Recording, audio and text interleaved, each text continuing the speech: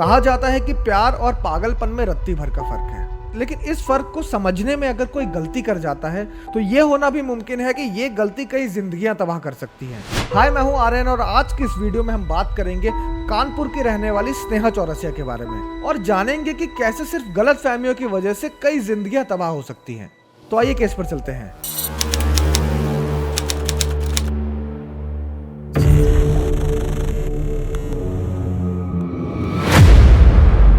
छात्र ने अपने साथ पढ़ने वाली छात्रा को गोली मारकर उसकी हत्या कर दी। ग्रेटर नोएडा के एक निजी विश्वविद्यालय परिसर में हुई युवती की हत्या के मामले पर यूपी पुलिस ने अब यूनिवर्सिटी प्रशासन के खिलाफ एफआईआर दर्ज की। सोशियोलॉजी थर्ड ईयर के अनुज नाम के छात्र ने अपने ही साथ पढ़ने वाली एक लड़की की खुलेआम गोली मारकर हत्या कर दी।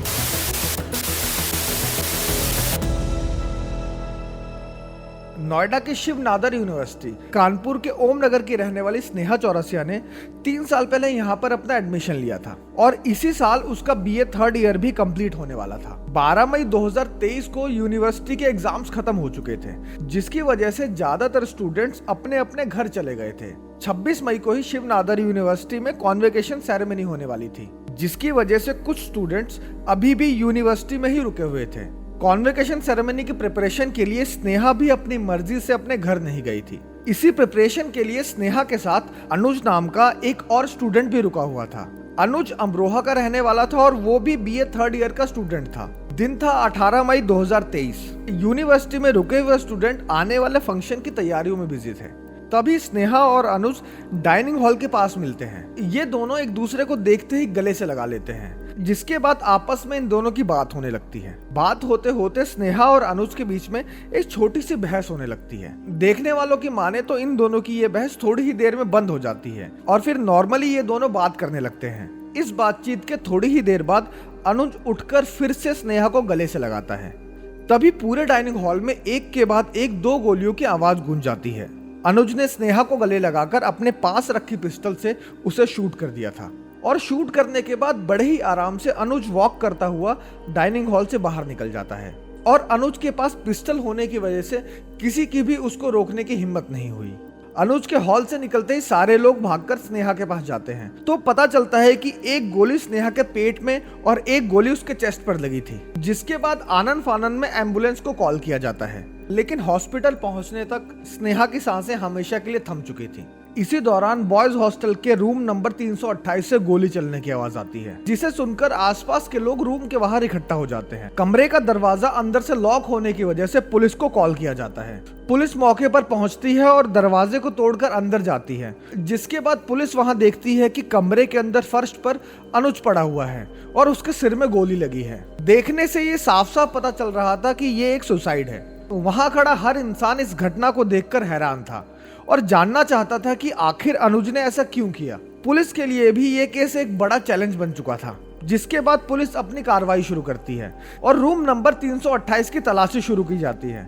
इसी तलाशी के दौरान पुलिस को अनुज का लैपटॉप मिलता है, जिस पर पासवर्ड लगा हुआ था। थोड़ी सी ही मेहनत के बाद उस लैपटॉप का पासवर्ड क्रैक हो जाता है और पुलिस को अनुज के लैपटॉप से कुछ वीडियोस मिलते हैं जो कुछ ही टाइम पहले रिकॉर्ड किए गए थे। यार, ऐसी लड़की ने जब मेरे साथ इतना किया है, उसके साथ मैं मेंटली फिजिकल हर तरीके से टॉर्चर हो रहा हूँ।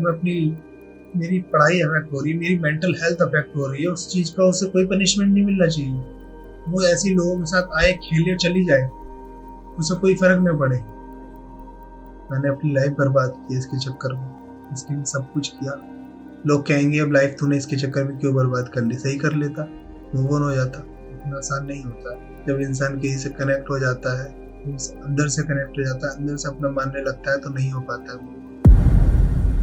वीडियो के मुताबिक स्नेहा और अनुज की मुलाकात इसी शिव नादर यूनिवर्सिटी में एडमिशन के बाद हुई थी, जिसके बाद ये दोनों अच्छे दोस्त बन गए थे।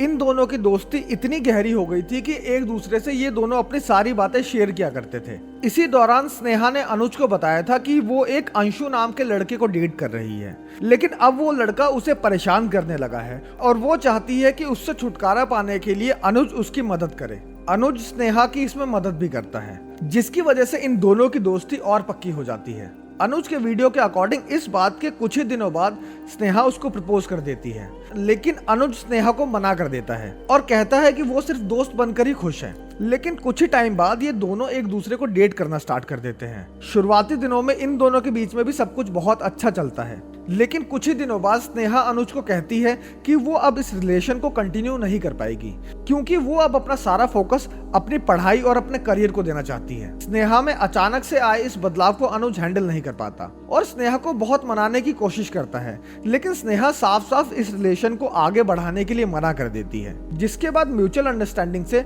दोनों अपने अपने रास्ते अलग कर लेते हैं। बीतते टाइम के साथ स्नेहा और अनुज अपनी अपनी लाइफ में बिजी हो गए थे, लेकिन एक दिन स्नेहा का लैपटॉप अनुज के हाथ लग जाता है, जिसमें स्नेहा का व्हाट्सएप अकाउंट पहले से ही लॉगिन था, जिसकी वजह से अनुज उसके सारे मैसेजेस पढ़ लेता है। मैसेजेस पढ़ने के बाद अनुज का दिमाग खराब हो जाता है। अनुज को पता चलता है कि स्नेहा अब किसी और लड़के को डेट कर रही है। अनुज पहले तो बहुत रोता है, जिसके बाद वो खुद को हिम्मत देता है और फैसला करता है कि स्नेहा को उसके किए की सजा देकर रहेगा। स्नेहा को उसके धोखे की सजा देने के लिए अनुज मौका ढूंढने लगता है और 18 मई 2023 को अनुज स्नेहा से मिलता है। उसे गले से लगाने के बाद एक गोली स्नेहा के पेट में और एक गोली उसके चेस्ट पर मार देता है और वहां से अपने हॉस्टल के कमरे में जाने के बाद खुद को भी शूट कर लेता है।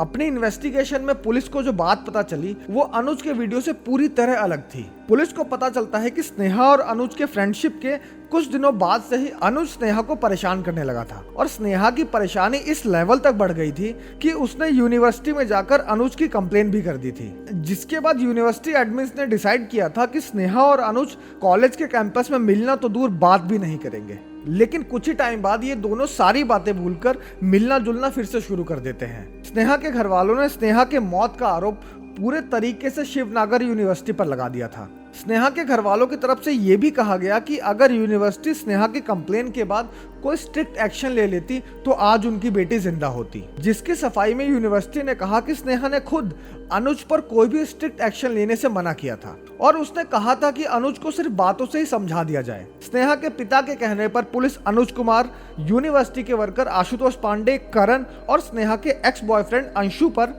धारा 302 और धारा 120B के तहत केस दर्ज कर लेती है और साथ ही शिवनादर यूनिवर्सिटी पर भी FIR कर दी जाती है।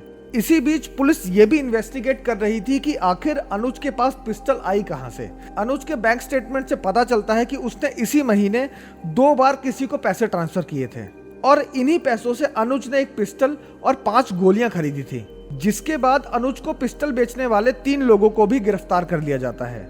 ये केस अभी भी चल रहा है और पुलिस इसको सुलझाने में पूरे तरीके से लगी हुई है।